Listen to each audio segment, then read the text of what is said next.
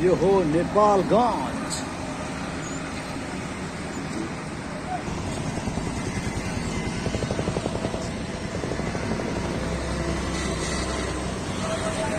हामीहरू आज हरिद्वार जाने क्रममा यो बाटोमा छौँ। आज यो नेपालगञ्जमा रोकेका छौँ।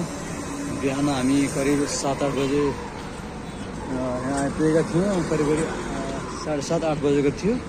र अहिले हामी खाना खानको लागि एकछिन रेस्ट गर्नको लागि यहाँ नजिकैको होटलमा रोकेका छौँ। र हामी 2-3 घन्टापछि यहाँबाट हामी बोर्डरतिर लाग्नेछौँ।